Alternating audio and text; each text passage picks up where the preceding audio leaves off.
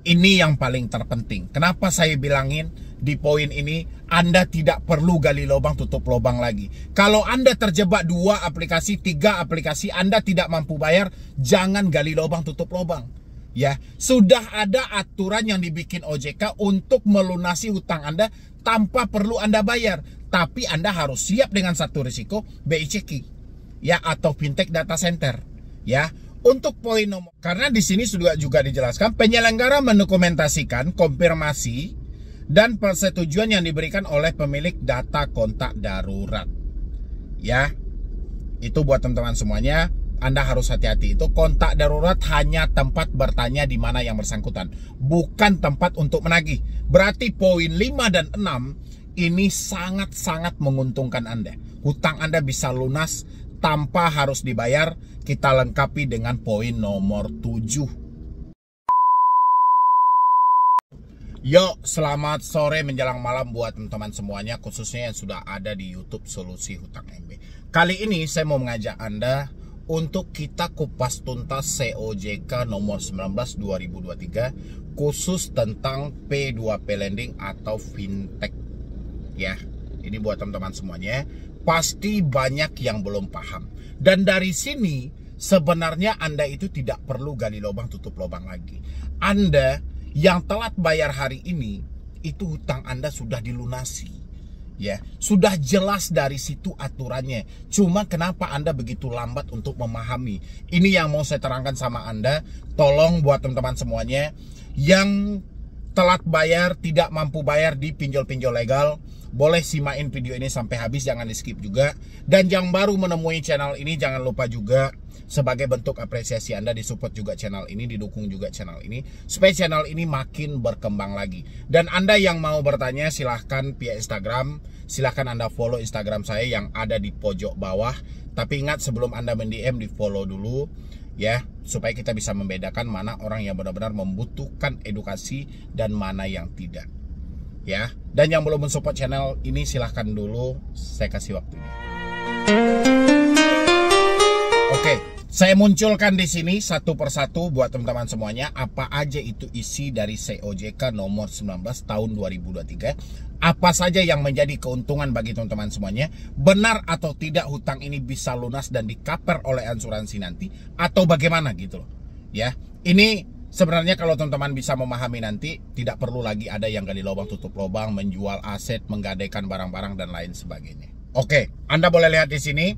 Aturan pinjol terbaru berlaku mulai tahun ini. Sebenarnya berlakunya sejak awal Januari 2024. Sengaja ini saya ulang biar memberikan titik terang buat teman-teman semuanya, karena saya yakin masih banyak yang gali lubang tutup lubang.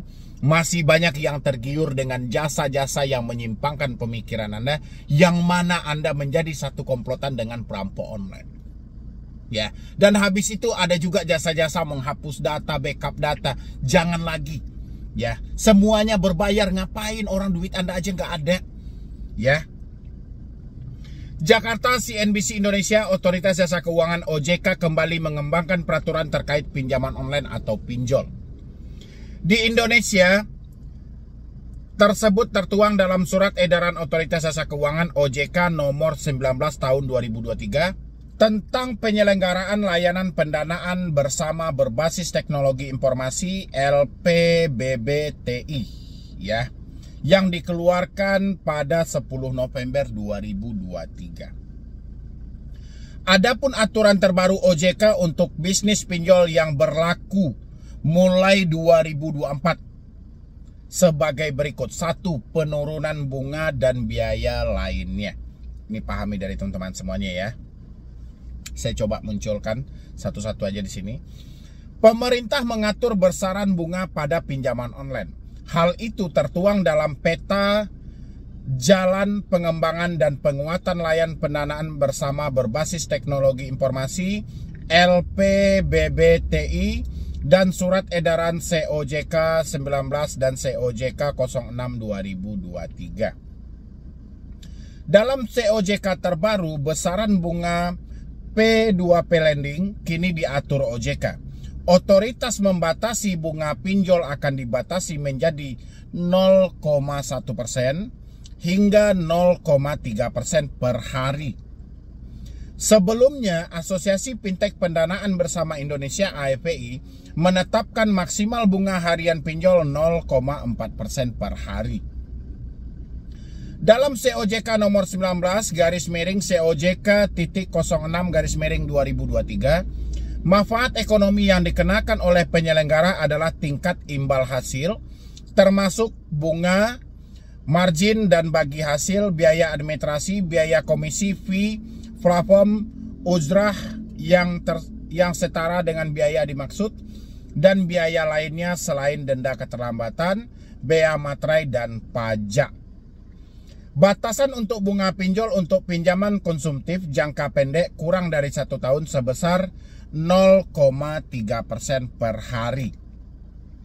Kalender dari nilai pendanaan yang tercantum dalam perjanjian pendanaan yang berlaku 1 tahun sejak 1 Januari 2024. Ya, paham ya teman-teman semuanya, itu baru benar 0,1% sampai 0,3%. Walaupun praktek di lapangan banyak biaya-biaya seluman yang akan mereka keluarkan nantinya. Paling tidak Anda sudah tahu aturannya, bagaimana aturan mainnya, seperti apa bunganya, dan ini juga menjadi referensi buat teman-teman di luar sana yang ingin meminjam di pinjol. Anda harus pikirkan matang-matang. Nilai 0,1 sampai 0,3% itu bukan nominal yang kecil kalau Anda kaliin nanti sampai per tahunnya.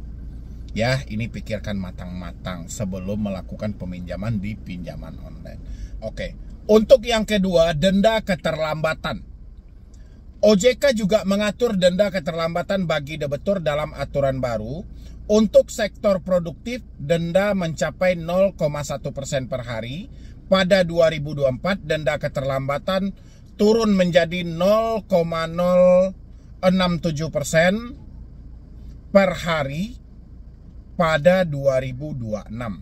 Sementara denda keterlambatan sektor konsumtif mencapai 0,3% per hari mulai 2024 dan 0,2% per hari pada 2025. Denda keterlambatan untuk sektor konsumtif turun menjadi 0,1 per hari pada 2025.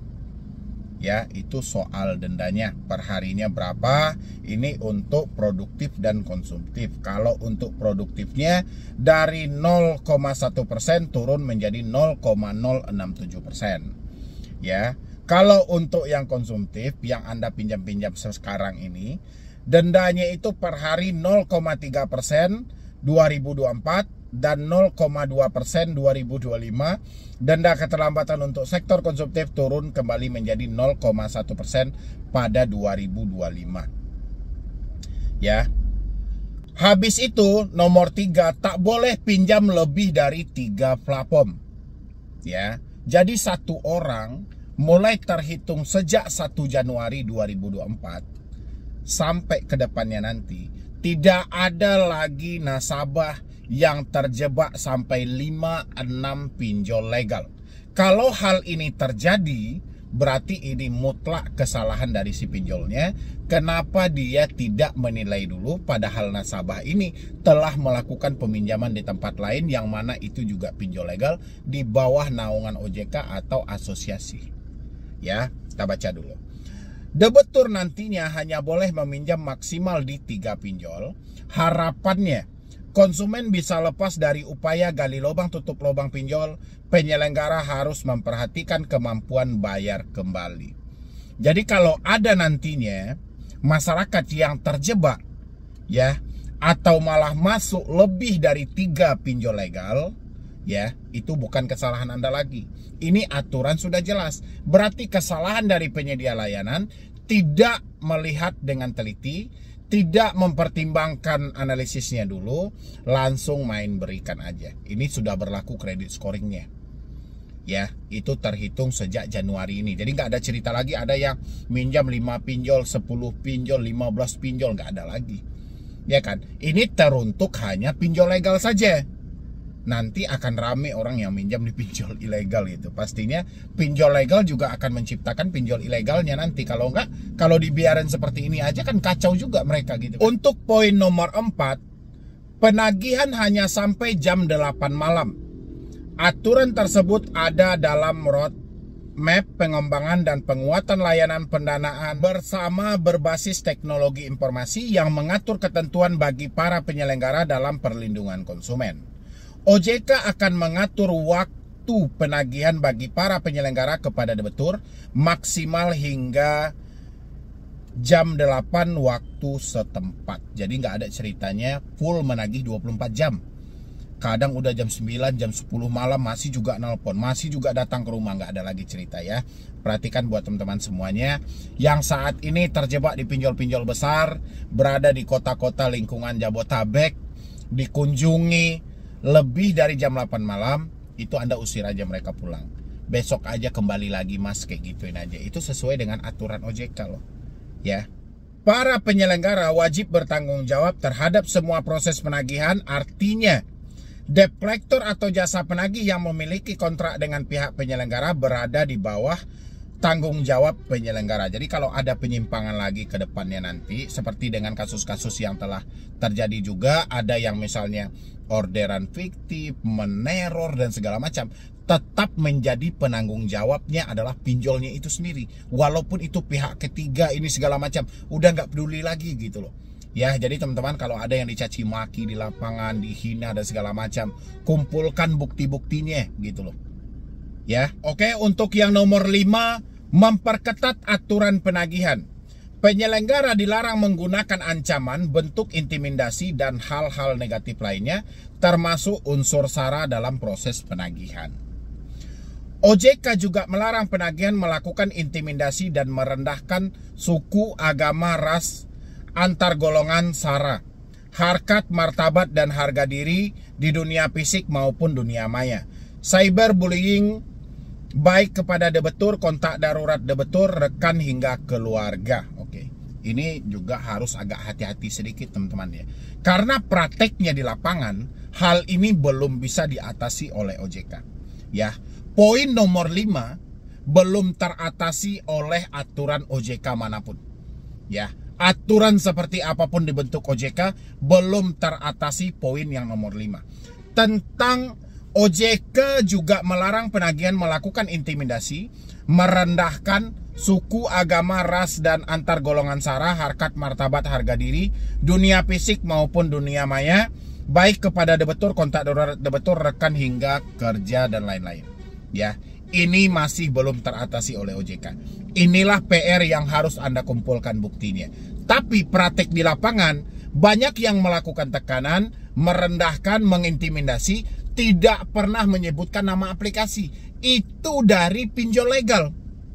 Ya, saya berharap OJK menyiapkan satu cara untuk membongkar kedok itu, yang mana masyarakat sering mendapatkan ancaman-ancaman buta, ancaman-ancaman tidak jelas, yang tidak tahu nama aplikasinya.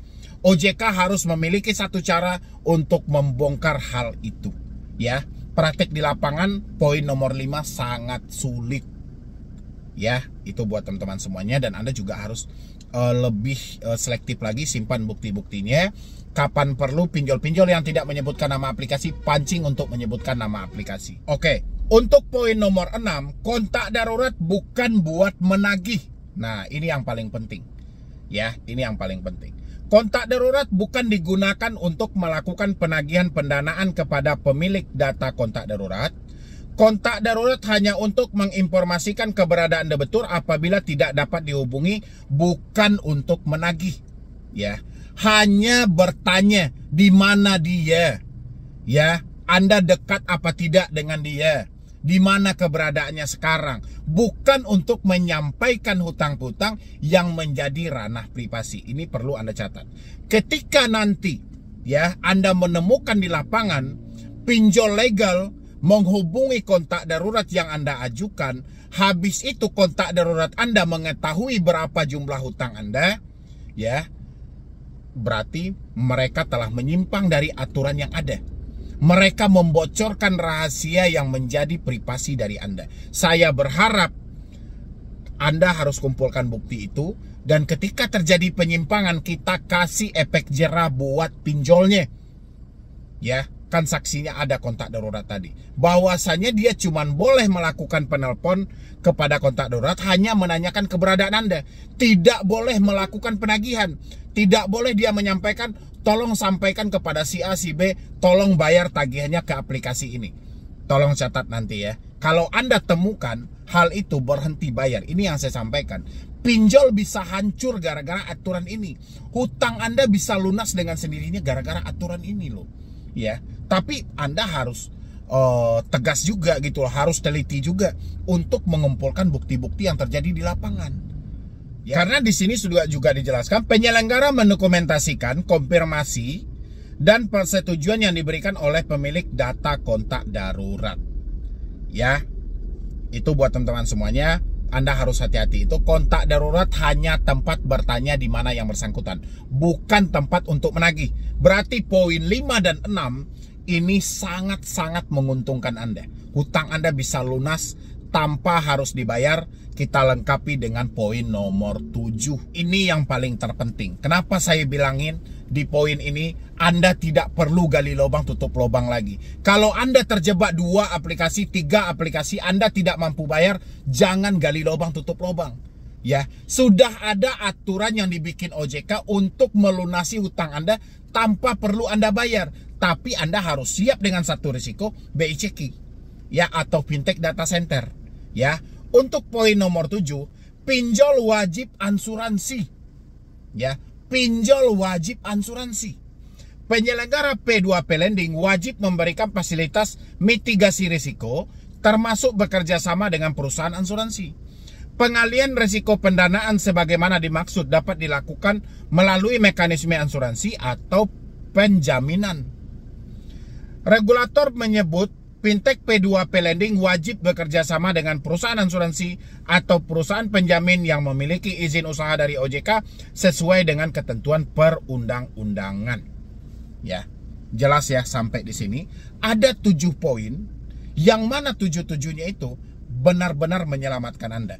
Tapi dari poin 5, 6, 7 itu tidak perlu Anda bayar lagi hutang Anda, langsung lunas. PR Anda adalah tinggal pertama mengumpulkan buktinya, mencari tahu dari aplikasi mana. Yang ketiga adalah jangan gali lubang tutup lubang ketika tidak mampu bayar.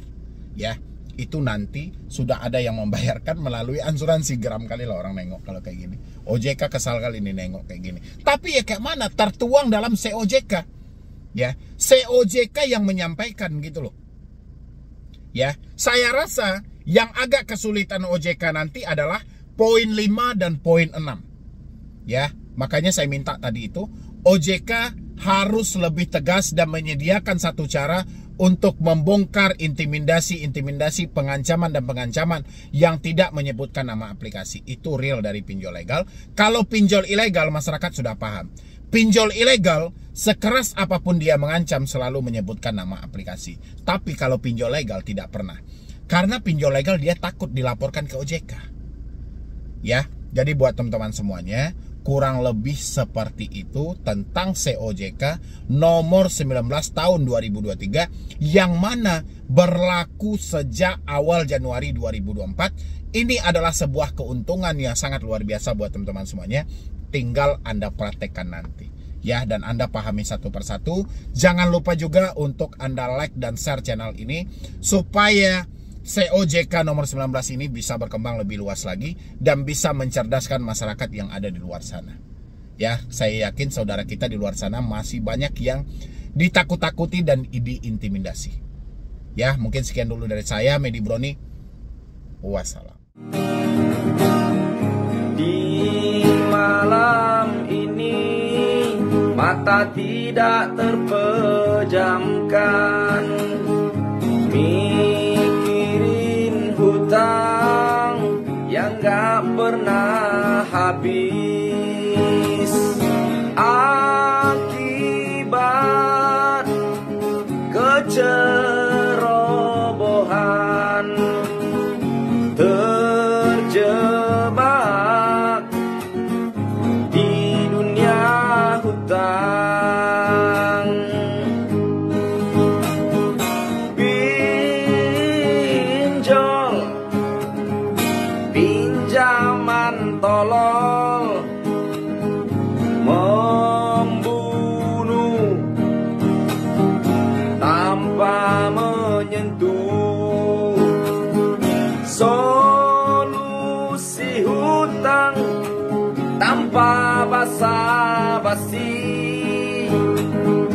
menyelamatkan semua generasi. Berhentilah, berhentilah, gali lubang, tutup lubang. Ingatlah, ingatlah, lebih baik malu sesaat daripada hancur selamanya. Lebih baik malu sesaat daripada hancur selamanya.